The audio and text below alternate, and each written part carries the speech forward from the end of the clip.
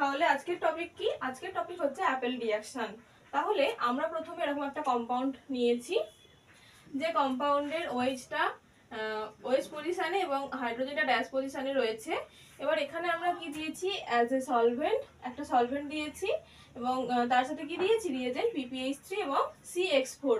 X কি হতে পারে? এক্স হতে পারে ক্লোরিন, এক্স হতে পারে ব্রোমিন, এক্স হতে পারে আয়োডিন। তাহলে আমরা এখানে কি প্রোডাক্ট পাবো? সেই প্রোডাক্টটাই হচ্ছে অ্যাপেল রিঅ্যাকশনের প্রোডাক্ট।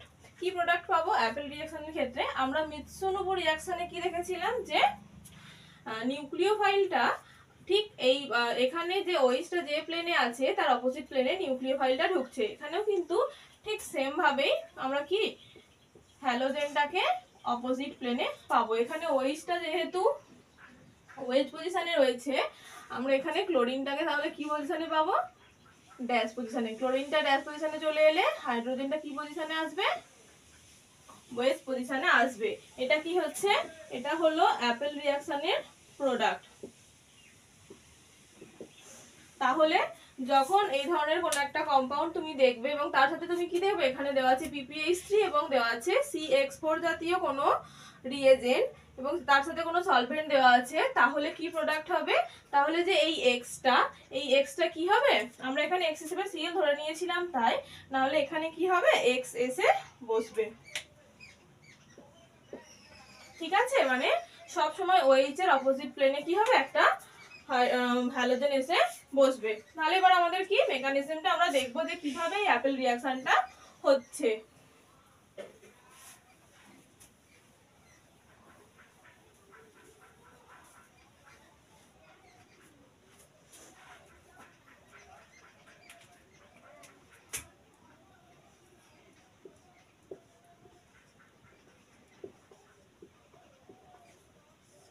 অ্যাপেল রিঅ্যাকশনের মেকানিজম প্রথমে আমরা কি দেখলাম?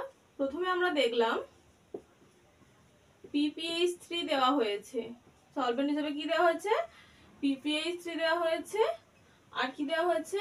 CX4 দেওয়া হয়েছে। এবার কি হবে? এই যে লোন পেয়ারটা যে কোনো একটা হ্যালোজেনকে অ্যাটাক করবে এবং একটা বন্ড কি হবে? ভেঙে যাবে। তার ফলে আমরা কি পাবো? PH3P প্লাস X, আর কি পাবো? CX3 মাইনাস X4 ছিল, একটা X এদিকে চলে এসেছে, তাহলে কি হলো? CX3 মাইনাস পেলাম। এর পরের স্টেপে কি হবে? আমরা যেটা নিয়েছিলাম, যে কম্পাউন্ডটাকে আমরা নিয়েছিলাম রিঅ্যাকশন করানোর জন্য, সেটাকে নিচ্ছি।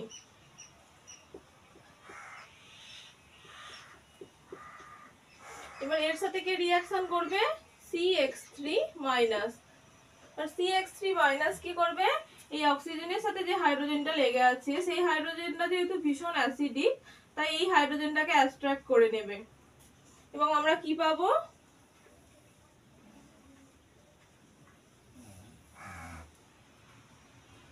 আমরা এরকম O নেগেটিভ পাবো।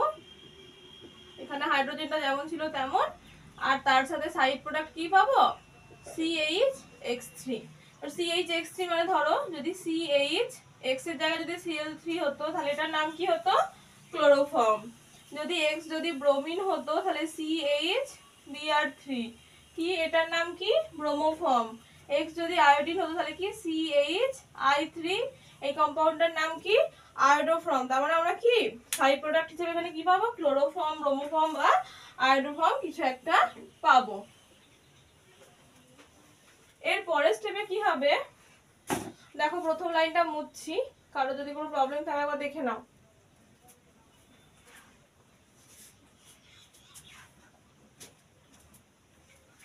ঠিক আছে, প্রথম লাইনটা যদি আমি মুছি,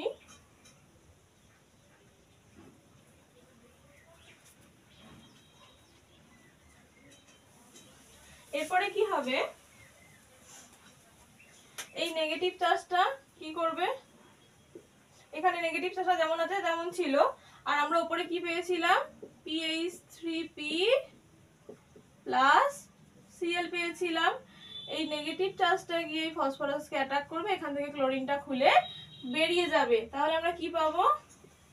R2 R1 O PPH3 positive hydrogen. এবার এই ডবল বন্ডটা কি এইখানে পড়বে এবং ওর সাথে একটা পি কি করবে, একটা ডবল বন্ডেড ফর্ম করে থাকবে। এই লোন পেয়ার আর অক্সিজেন কি করে, ফর্ম করে ডবল বন্ড ফর্ম করে নেয় এবং অক্সিজেনের মাথায় একটা কি চার্জ চলে আসবে, পজিটিভ চার্জ চলে আসবে। এরা এইভাবে থাকবে। এরপরে এইখান থেকে যে ক্লোরিনটা বেরিয়ে গেল, এই Cl মাইনাসটা ফ্রি ঘুরে বেড়াচ্ছে। এই ফ্রি Cl মাইনাসটা কি করবে, ব্যাক সাইড দিয়ে অ্যাটাক করে এই বন্ডটাকে ভেঙে বার করে দেবে।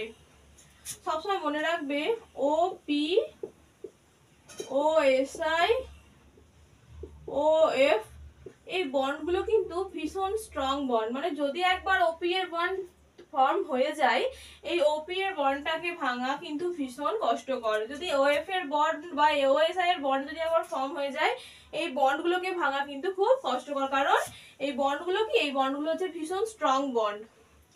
তাই কি হলো, এই বন্ডটাকে ভেঙে দেওয়ার জন্য এটা ব্যাক সাইড দিয়ে অ্যাটাক করলো। তাহলে আমরা প্রোডাক্ট হিসাবে কি পেলাম, R2 R1। যেহেতু এটা ব্যাক সাইড দিয়ে এলো, তাহলে ক্লোরিনটা কি হবে, ড্যাশ পজিশনে বসবে আর ওয়েজ পজিশনে কি থাকবে, হাইড্রোজেনটা চলে আসবে।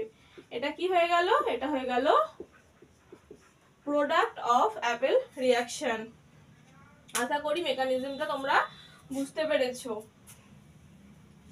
এবার আমরা কি করব, এবার আমরা একে একে ওই পাশে যে আমি লিখেছি কোশ্চেনগুলো, সেই কোশ্চেনের আনসারগুলো সলভ করব। প্রথম কোশ্চেনটা দেখো, এখানে একটা এরকম একটা নিয়েছে।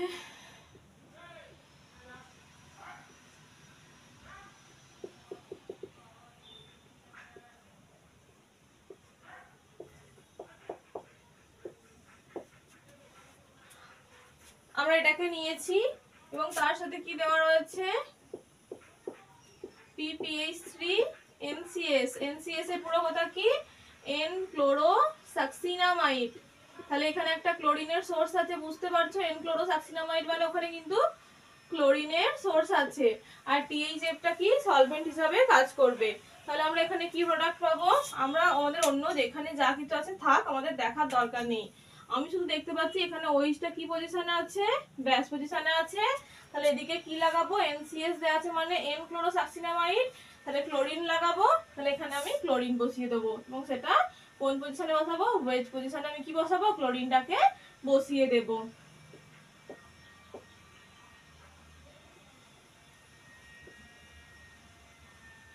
বাকি সবকিছু যেমন ছিল প্রথমে লিখে নিলাম। এরপর কি করব, এই পজিশনে কি ছিল, ওয়েট ছিল, এই পজিশনে কি চলে এলো, এই পজিশনে চলে এলো Cl। এটাই হয়ে গেল কি প্রোডাক্ট।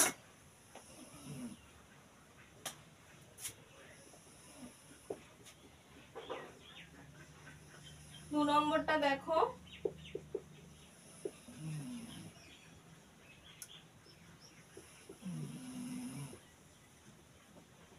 এখানে কি দিলাম, I2 দিলাম আর PPH3 দিলাম।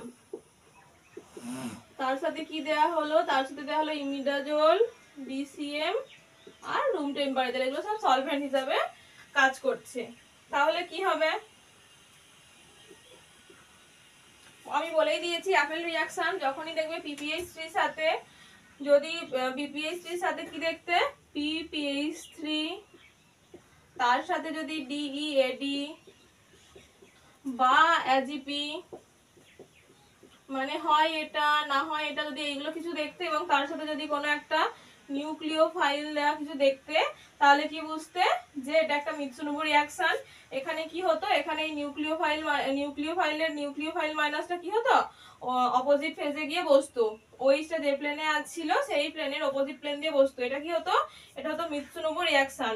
আর এটার ক্ষেত্রে, অ্যাপেল রিঅ্যাকশনের ক্ষেত্রে তুমি কি দেখবে, যখন দেখবে PPH3 আছে তার সাথে কোনো একটা হ্যালোজেনের সোর্স আছে, PPH3 এর সাথে কি একটা আছে, হ্যালোজেনের সোর্স আছে এবং কোনো সলভেন্ট দেওয়া আছে, তার মানে তোমাকে কি বুঝতে হবে, তার মানে বুঝতে হবে যে এটা একটা অ্যাপেল রিঅ্যাকশন। এই ক্ষেত্রে কি হবে, যে হ্যালোজেনটা রয়েছে সেটা OH এর অপোজিট প্লেনে গিয়ে বসবে। তাহলে আমরা কি প্রোডাক্ট পাবো, যা আছে সব একই থাকবে,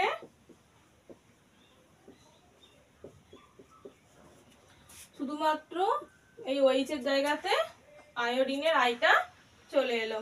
ঠিক আছে, এর পরেরটা তাহলে বাড়ির জন্য তোমাদের হোমওয়ার্ক থাকলো। এরপর এই হোমওয়ার্কটা করে তোমরা কমেন্টে জানাবে।